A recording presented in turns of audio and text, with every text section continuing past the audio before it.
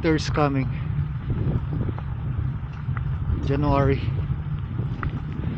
Yan guys, kaya hindi tayo makalayo-layo. Ayan ang panahon. Kaya sa mga susunod na vlog, indoor muna tayo. Or balik tayo sa mga cooking muna tayo. Luto-luto tayo. Yung mga lulutuin natin pag magka-camping. Right?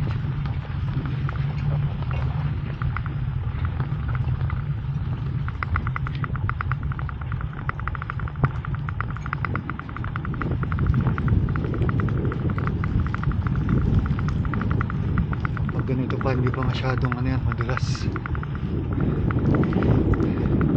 Pero kapag natutunaw na yan, yun, lakad, sakay, lakad. Kaya ang next vlog natin, ano tayo, yung haul natin, unboxing. Ay, dulas, dulas guys, dulas yung nasa harap.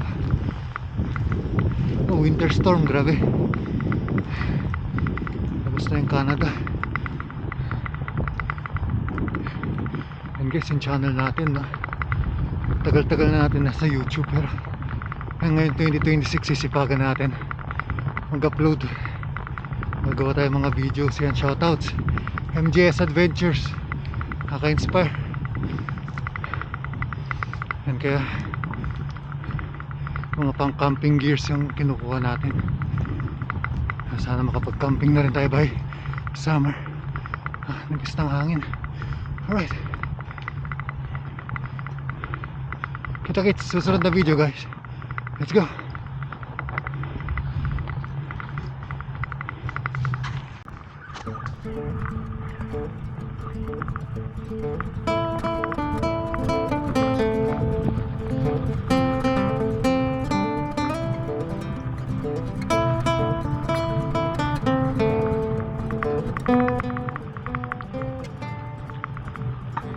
Rino nila ngayon.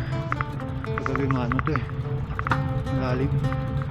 Kagandaan dito, may pinupuntahan yung tax guys. Bayad yan by tax, hindi binubulsa, hindi sa iilan lang. Yung tax dito para sa taong bayan guys. Hindi ba naisip yun ng administrasyon ngayon? Yung tax eh binubulsa. People's tax, it's not your luxury fund. Taxes for the people. They're paying their taxes and then you're putting it in your pockets. That's a shame. That's a what do you call that? Shame on you guys. Philippine government, the current administration now.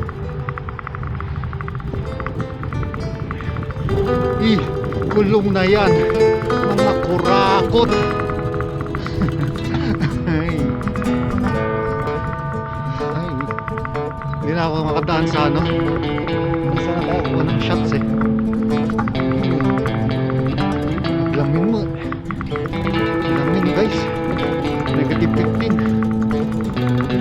Ito nung mabisinak eh. I'm gonna go to the grocery and then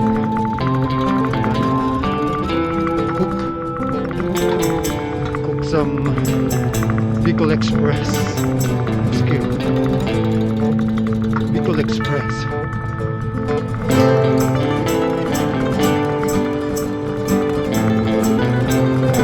Ganito no, mountain bike tires lang na special winter tires.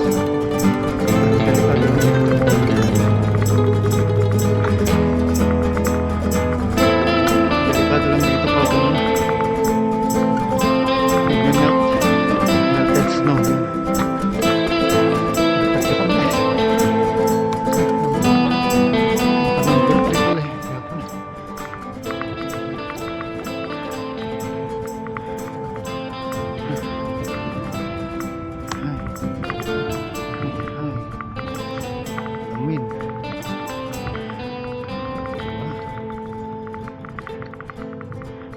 For example na lang, no, ganito naghihirap yung mga Pilipino, mga manggagawa.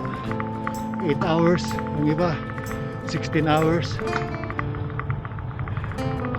to pay their taxes, diba? And then what is the government doing? They're putting it in their pockets. Ano kaya? Kahit ibang bansa wala nang tiwala, wala nang mag-invest, diba?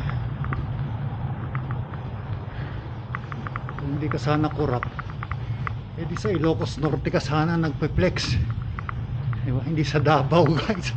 Diba? Doon mo pala makikita sa bayan, diba? Kumusta ang Tarlac nung dati? Kumusta ang Tarlac, diba?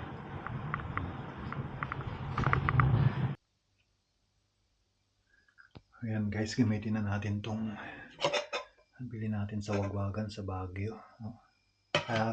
Vintage shop pala, hindi sa may Wagwagan. Tayo magpakulo ng tubig bukas. And then the other one is ito, para maliit lang, luluto tayo ng soup. Tapos ulam natin is the Bicol Express yung binili natin. Alright, let's go, let's eat.